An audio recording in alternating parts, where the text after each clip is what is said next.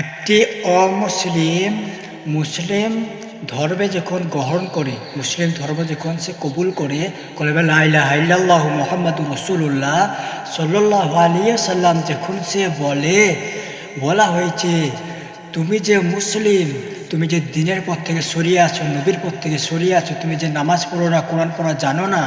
হ্যাঁ, আল্লাহ পাক কোরআন পাকের মধ্যে এবং হাদিস পাকের মধ্যে বলেছেন, তুমি যদি আমার দিন ইসলামের প্রচার না করো এবং তুমি যদি আমার আল্লাহওয়ালা কাজ, নবীওয়ালা কাজ, সাহাবিওয়ালা কাজ না করো, আমি তোমাকে সাইড থেকে হটিয়ে দিয়ে একজন অমুসলিমকে বেছে নেব।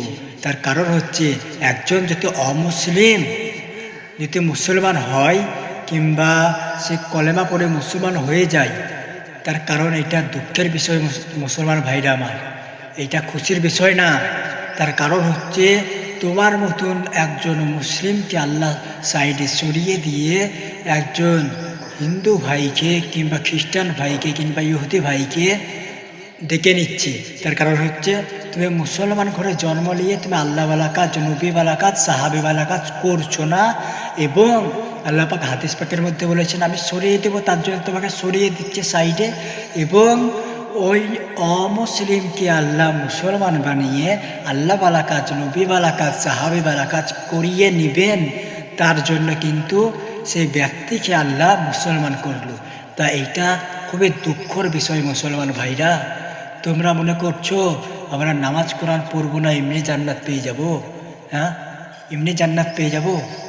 হজরত বিল্লাল রাদিয়াল্লাহু তাআলা আনহু রাত্রির মধ্যে এমন কি আমল করত, জানাবে মোহাম্মদুর রাসূলুল্লাহ সাল্লাল্লাহু আলাইহি সাল্লাম যখন মিরাজের রাত্রে গেছিলেন, তখন বিলাল রাদিয়াল্লাহু তাআলা আনহুকে তখন বলল, হে বিলাল, আমি যখন মিরাজে যাচ্ছিলাম আমার আগে তোমার পায়ের শব্দ শুনতে পেয়েছিলাম, কি এমন আমল করো? তখন বিলাল রাদিয়াল্লাহু তাআলা আনহু উত্তরে বলল কি, যে হে নবী, আমার যখন রুজু ভেঙে গেত, আমি সমস্ত সময় যখন আমার রুজু ভেঙে যেত তখন কিন্তু আমি রুজু করতাম, মানে কোনো সময় না পাকে থাকতো না, সমস্ত সময় মানে রুজু করে থাকতো। হ্যাঁ, এই আমলটা করতো। আর হজরত বিল্লাল রাদিয়াল্লাহু তাআলা আনহু বলা হয়েছে এত কালো সাহাবী ছিল, ঠোঁটটা মোটা ছিল, এমনকি দেখতে বিচ্ছিরি ছিল, মানুষ দেখলে ভয় পেত, ঘৃণা করত।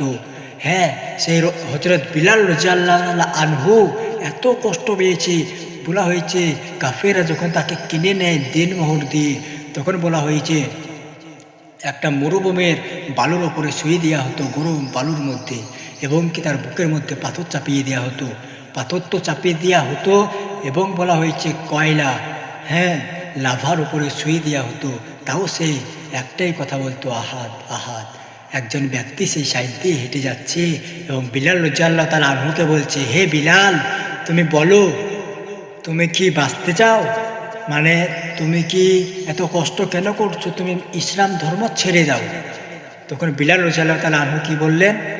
বলছে, তুমি শোনো, একটা 10 টাকাওয়ালা মানে হাড়ি কিংবা একটা কলসি যদি তুমি বাজারে কিনতে চাও, সেটাও তুমি বাঁচিয়ে দেখো, তা আল্লাহ আমাকে একটা এত বড় জান্নাত দেবে। তা আল্লাহ আমাকে বাঁচিয়ে দেখবে না আমার ইমানটা কতটা মজবুত, কতটা শক্তিশালী।